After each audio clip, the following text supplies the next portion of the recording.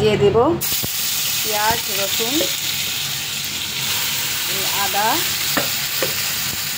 আর এদিকে রয়েছে গোলমরিচের গুঁড়ো,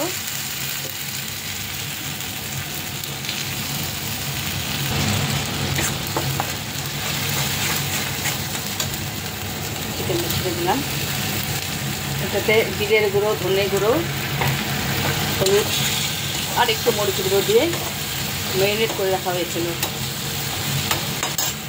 খুব ছোট সাইজের মাংস ছিল, দুটা কাঁচা লঙ্কা দিয়ে দিলাম, যার জন্য আলুগুলো আমি ভেজে নিয়ে নিই। এখন আলুগুলো ছেড়ে দিলাম, এটার সাথে কষে যাবে একসাথে।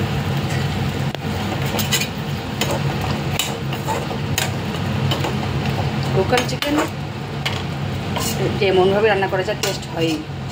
ভাতের জলও চাপিয়ে দিয়েছি, আর এদিকটাতে আমি যে কড়াইটা বসিয়েছি এটাতে তেল দিয়ে দিলাম মাছ ভাজার জন্য।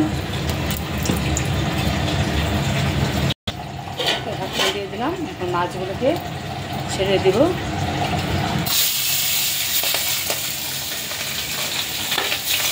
মাছগুলো ফুটছে কেন,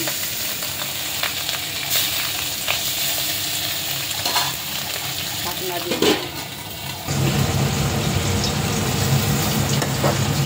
আরও কষবে।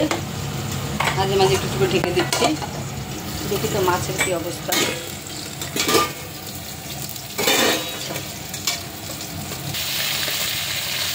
মাছ ভাজা দিয়ে দিলাম, এই চাল ধুয়ে নিয়েছি, এখন ভাতে ছেড়ে দিব। জলটা প্রায় গরম হয়েছে, ভাত হবে। রসুন পেঁয়াজ পেস্ট করার সময় আমি টমেটো কুচি করে পেস্ট করে দিয়েছিলাম। আর আরও কষবে। এদিকে ভাতের জল দিয়ে দিয়েছি, মাছ ভাজা হয়ে গেছে, নামিয়ে নেব। মাছ ভাজা নামিয়ে নিচ্ছি।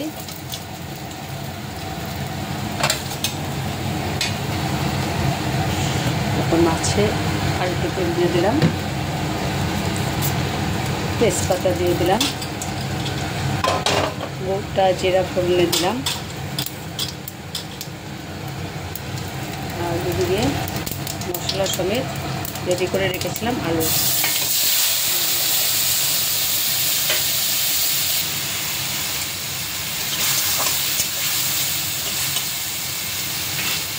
ঢাকনা দিয়ে দিব। মাছের ঝোল দেওয়ার আগে টমেটো ছেড়ে দিলাম।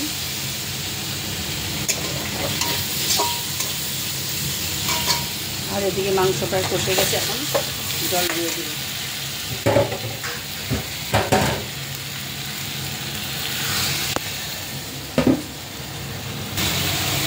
মাছের ঝোল দেওয়ার জন্য কষে গেছে, তরকারি ঝোল দিয়ে দিলাম, দিয়ে দিলাম, খুব বেশি দেবো না। ওদিকে ভাতও রেডি, আর এদিকে মাংস ছিল, গরম মশলাটা দিয়ে নিই। রান্না প্রায় রেডি। এখন ইলিশ মাছের ঝোলটা করবো, রেডি করবো। এখন পোস্ত দিয়ে